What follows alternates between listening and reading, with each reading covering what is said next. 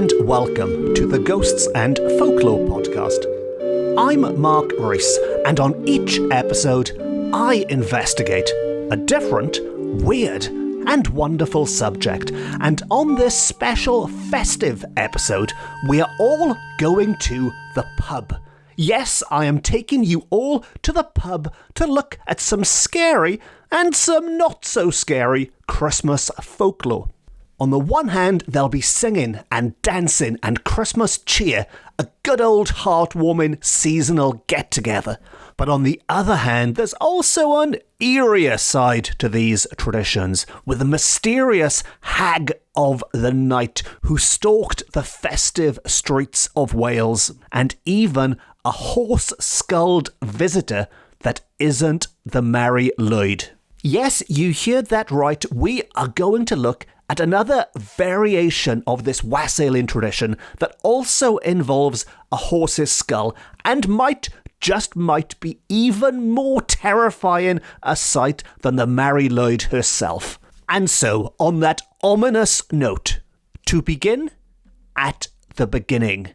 And for this festive episode, we are going to catch up with Wirt Sykes, one of my favourite folklorists and a regular on this podcast, the American folklorist who swapped New York for Cardiff in the 19th century, where he was based as the American consul for Wales. And it's lucky he did swap New York for Cardiff, because he became one of the most important figures in the ghosts and folklore of Wales. He travelled the land of his adopted home, and he recorded accounts of strange fairy folk, Nadolig Tig, dancing in the moonlights. He spoke of pesky poltergeists haunting the darkened mines and all manner of myths and legends along the way. But Sykes wasn't all work and no play. Or maybe I should say he wasn't all ghosts and folklore and no play. Sometimes he combined the two. Sometimes he combined work with pleasure. And when he stopped off in the many pubs and the inns on his travels, he often spoke with the locals and gathered his strange tales from them over a frothing pint of ale in front of a roaring fire. And this episode begins by focusing on one such night, because Sykes, on his travels, popped into a Welsh pub at the most magical time of year. And he picked up more than just ghost stories. He effectively walked into what was a Welsh Christmas work stew. There was drinking, and there was dancing, and there was drinking, and there was singing, and there was drinking and drinking and drinking. By the sounds of it, it was absolute carnage, but carnage in a good way. Everybody's having fun, to quote Noddy Holder. Everybody's having fun until they passed out, I guess. Just your typical Christmas night out in Wales. As anyone who has walked down Wine Street in Swansea on Black Friday will know, it was a little bit hectic in this pub. But besides drinking, and there was a lot of drinking, the Welsh are, as you might know, rather famed for their singing.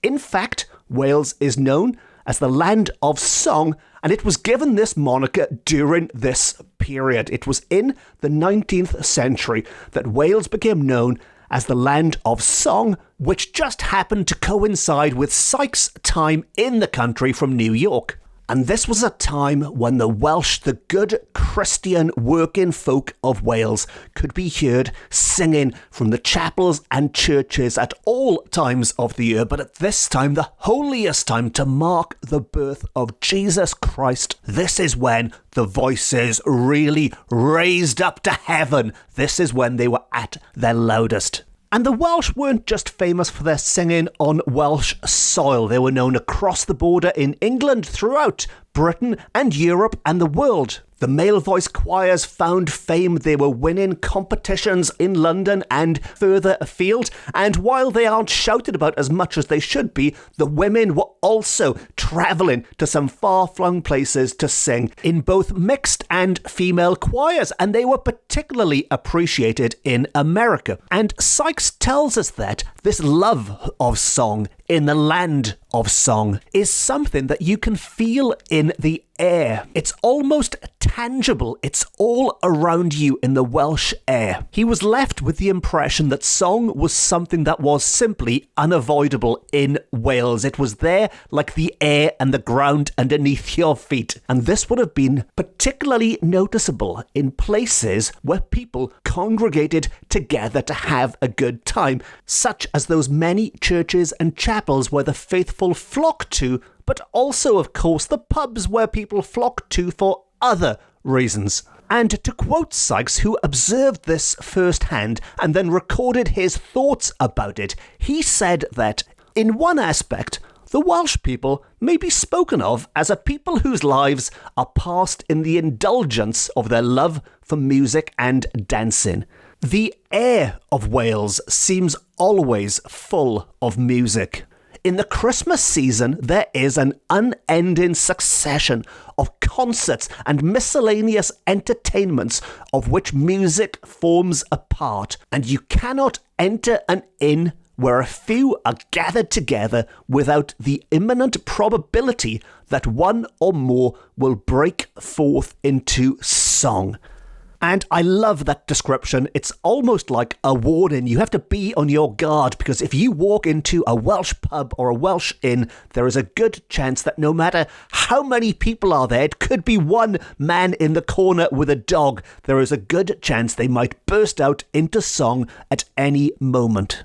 And not just any old racket. This isn't just drunk people belting out any old noise. Well, maybe some of them were, but to continue, to return to Sykes, and he says, by this is not meant a general musical howl, such as is apt to be evoked from a room full of men of any nationality when somewhat under the influence of the rosy god.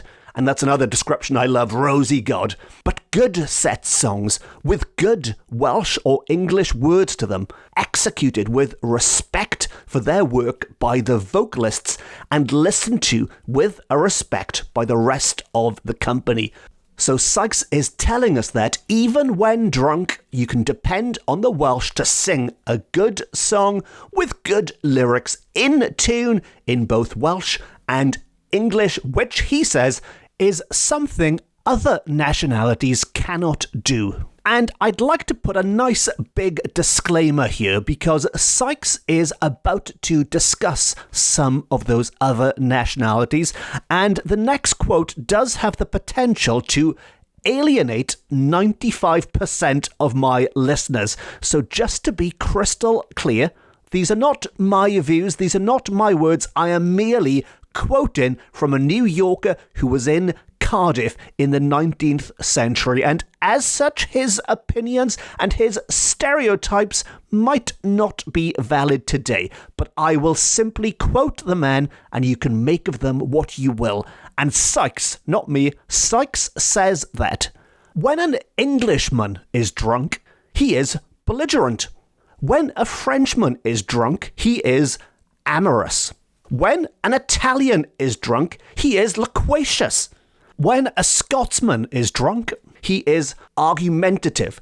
When a German is drunk, he is sleepy. When an American is drunk, he brags. And when a Welshman is drunk, he sings.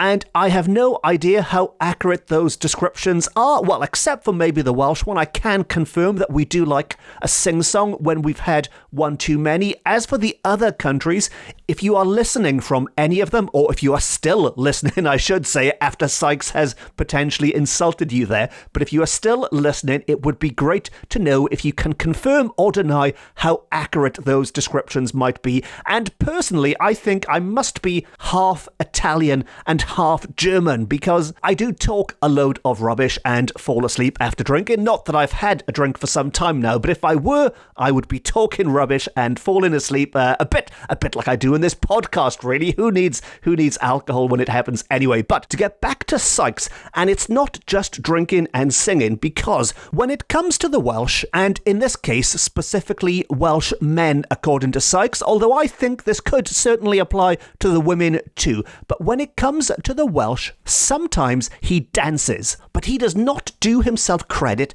as a dancer under these circumstances. When I speak of dancing, I do not refer to those wooden paces and inflections which pass for dancing in society, and which are little more than an amiable pretext for bringing in contact human elements which are slow to mix when planted in chairs about a room. So what Sykes is telling us there in some rather flowery language is that as well as singing, the Welsh also love to dance. But unlike the singing, which is revered around the world, their dancing isn't the kind of thing that's going to be impressing people in London. In the sense that they don't dance, they don't follow the rules of dance that you're supposed to in high society. And I'm picturing those kind of dances that you see in period dramas, the kind of dances Jane Austen characters might be flirting at. The Welsh, according to Sykes at least,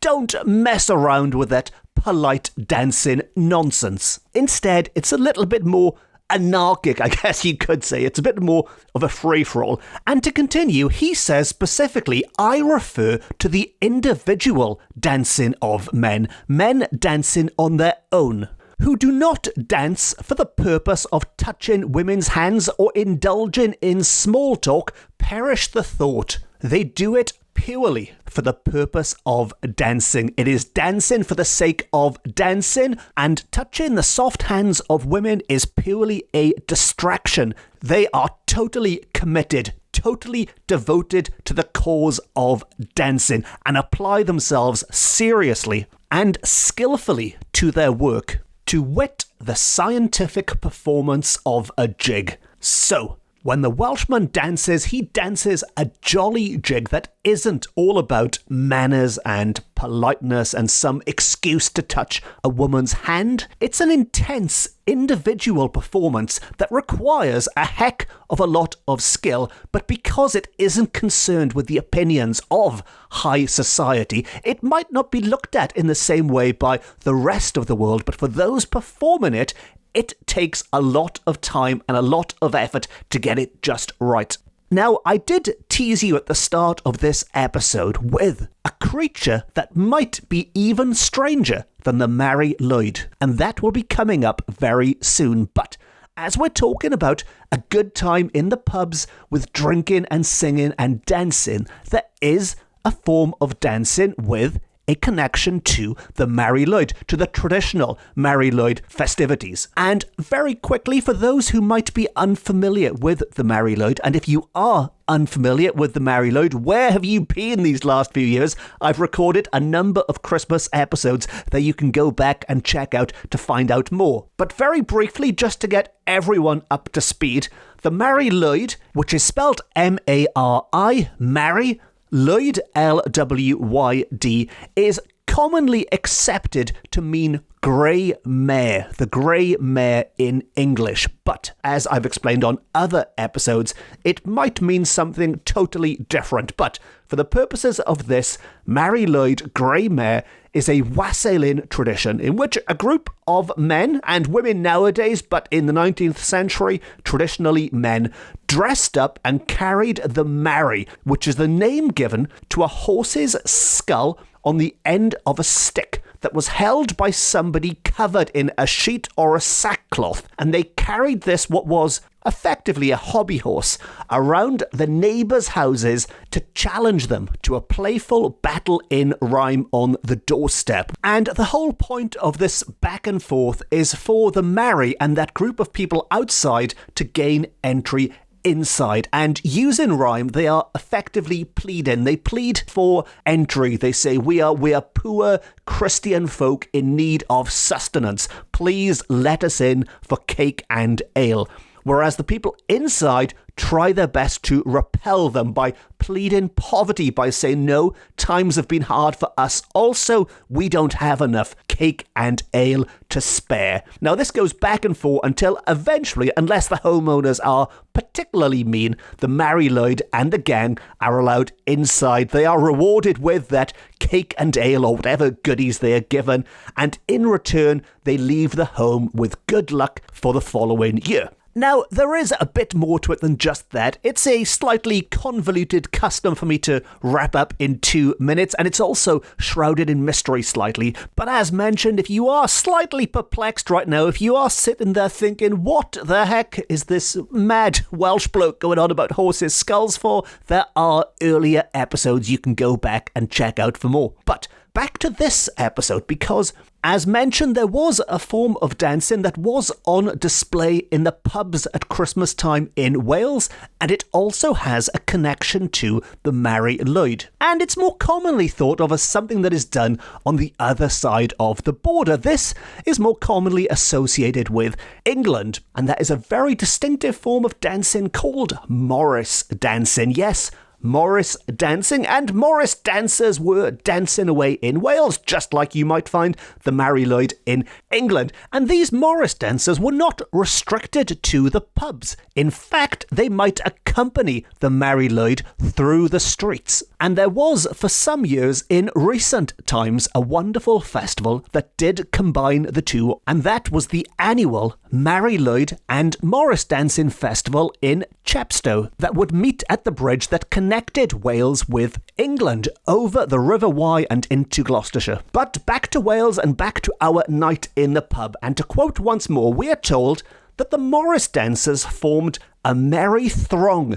in the Christmas festivities. The party consisted of 3, 7 or 9 men dressed as gaily and grotesquely as possible. Caps of any kind of animal skin and short jackets were worn, all decorated with gay knots of ribbon. Sometimes the head and brush of a fox were prominent. Bells and any jingling ornaments were worn around the wrists and ankles, and frequently 1 or 2 of the party appeared as Megan, a hag of the night in female dress. And I bet nobody expected that twist at the end. We're getting this pretty standard description of Morris dancers, except for the fact that some of them dress up as this hag from the night. But the description itself does share a number of similarities with the way the Mari Lwyd herself was decorated, decked out with colourful ribbons and bells.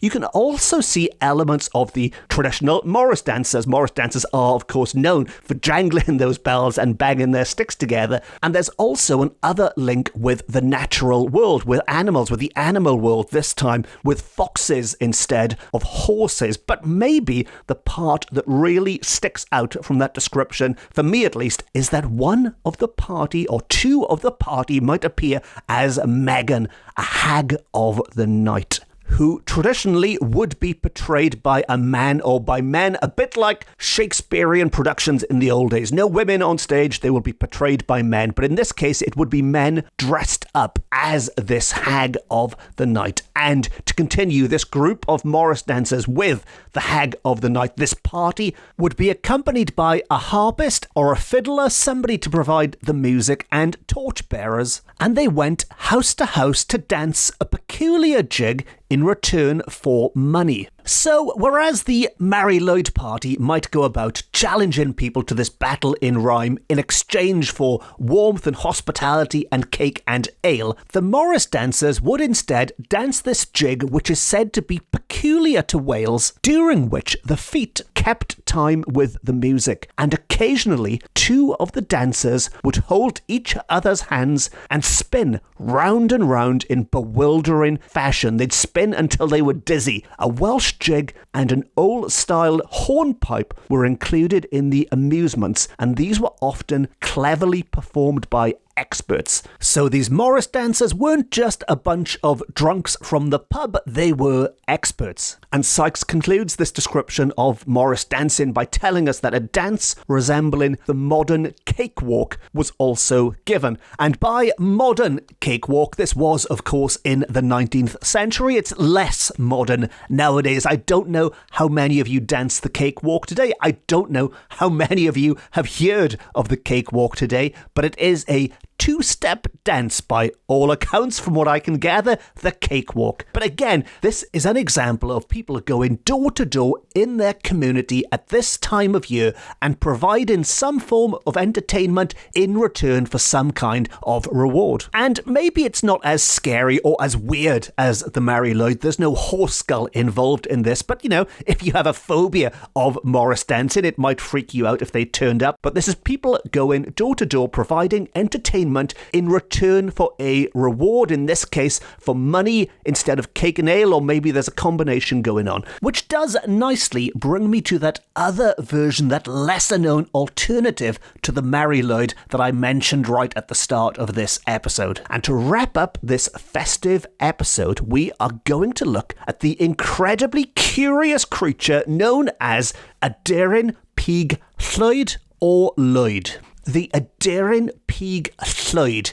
And yes, if you're wondering what that means, the last word is indeed Llwyd or Lwyd, which, as with the Mari Lwyd or Mari Lwyd, is Welsh for the word grey and is assumed to mean grey in this context. And the three words together, Aderyn Pig Llwyd, and this isn't a literal translation, but in English, Aderyn Pig Llwyd is known as the bird with the grey beak. And this bird with the grey beak is sometimes accompanied by Morris dancers, but at other times walks the streets alone. And what makes this potentially creepier than the Mari Lwyd for me is that whereas the Mari Lwyd was carried around by a group of boisterous and increasingly intoxicated men having a good time and singing songs, this is an eerie creature that likes to sneak up on people. And we are told that this creature, this exhibition, consisted of the skeleton frame of a horse's head with artificial eyes and ears. The head was decorated with ribbons, coloured paper, and almost any kind of finery. So far, it's all very Mari Lwyd sounding. It's a horse's skull decked out in ribbons and bells. But instead of being carried on a stick, this was carried upon the head and shoulders of a man wearing a long, fantastic robe adorned with tinsel. So in this case, the horse's skull is worn almost like a mask, I'm assuming, a mask that covers your head by a man in a white robe adorned in tinsel, which in fairness doesn't sound like the scariest of disguises ever, but let's go with it for now. Maybe it was scary tinsel back then, but a horse's skull on the head, a white sheet and tinsel covering this creature. And we are told that it was the duty of this man to imitate the actions of a horse, and much amusement was caused when the creature kicked or reared, and when it wasn't alone, much like the Mari Lwyd, the horse was attended by a groom who held the reins and kept the animal within bounds. This was often difficult, but productive of much fun and merriment. So again, as I've spoken about before with the Mari Lwyd, a lot of it was this performance where the horse is playfully acting up and the groom is playfully pretending to keep it under control. But of course, that never quite works out and it's all a bit slapstick. And after going through the performance, the groom placed a hat in the horse's mouth for any contribution that might be bestowed. So they gathered any money collected into that hat, and the procession was joined by men carrying burning brands. And nothing says Merry Christmas like men carrying burning brands. And that is the tale of the other Mari Lwyd that was out and about in the wilds of Wales at Christmas time. And maybe I shouldn't use the past tense. Maybe, like the Mari Lwyd, it is still out there today. And if you did want to try and bump into the Aderyn Pig Llwyd, we are told that traditionally it appeared on Old Christmas Day, so in January, again, much like the Mari Lwyd. And maybe it won't come as a surprise to you that as scary as these creatures might potentially be when you bump into them, even if they are wearing tinsel, we are told that they always enjoyed a good dance and a good song. Well, they are Welsh monsters after all. And on that note, we've reached the end of another episode of the Ghosts and Folklore podcast, and we've also reached the end of another year on the Ghosts and Folklore podcast. The next time you hear my voice, it will be a shiny new year. And if you don't want to miss any of those episodes next year, and you haven't already, be sure to subscribe. And if you've enjoyed this episode, you can rate it, review it, like it, tell all your friends about it. And if you really enjoyed this episode and you'd like to support the podcast going forward, you can treat me to a coffee, a Christmas coffee, via my website, which is always very much appreciated. As well as this podcast, I've also written several books about similar weird and wonderful subjects, the most recent being Paranormal Cardiff, which is available from all good bookshops, offline and on. And if you'd like more Ghosts and Folklore, you can follow me on social media. I'm on all the main sites, on Facebook, on Instagram, on Twitter, etc, etc, etc. And before I leave you, regular listeners might have noticed this episode for the first time ever was slightly delayed. I did manage to upload a little explainer from my phone a couple of weeks ago just to say, bear with me, this episode is going to be a little bit later than normal because without bothering you all with my Christmas time woes, but I had some very big technical difficulties. I think I mentioned my microphone exploded, which is why I was recording on my phone, but I also lost the computer that I used to record this on. I've got different machines that are more powerful than others, so the most powerful one that is used for recording and editing bit the dust. And even if I did manage to record and edit it, I lost my broadband. It was technical problem after technical problem, and it's not even restricted to this podcast. I've even lost my microwave, and I am just jinxed when it comes to technical things at the moment. So if you do see me out and about this Christmas time, keep me well away from any new technical devices you might have. If you've got a fancy new tablet or phone or console or anything like that from Santa, from Sean Corn, don't let me even look at the things. But the good news is I'm nearly back to where I was. I've solved about 3, maybe 4 of the 5 issues that I had with the podcast. So I've solved enough to certainly get this episode out the door, and I am raring to go into the new year.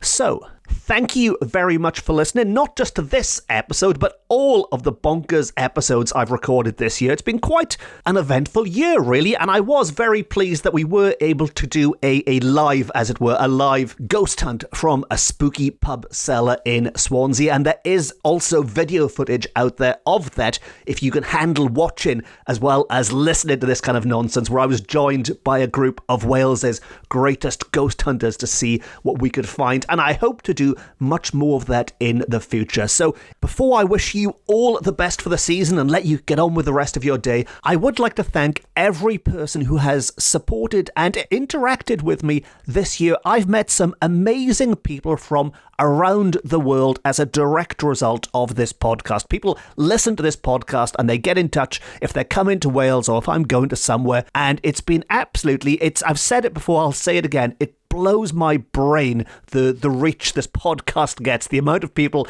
in so many different places that listen to this podcast. It is incredible. Long may it continue, and not just in person, online too. The lovely people who get in touch via social media and things, and of course the people who come to the events and come to the talks and come to the shows and come to the sign-ins. It really has been lovely, and long may it continue. But anyway, that's enough thank yous. We've all got Christmas to get on with, so it just leaves me to say, have an absolutely fantastic Christmas and a wonderful new year. Nadolig llawen a blwyddyn newydd dda. I've been Mark Rees. This has been my Ghosts and Folklore podcast, beaming to you from Wales to the world. And remember, if you do get an unexpected visit from a horse-skulled creature this year, maybe this one won't be repelled by simple rhyming. Maybe this one just wants a good dance and a sing-song. Until next time, God bless us, everyone. No star.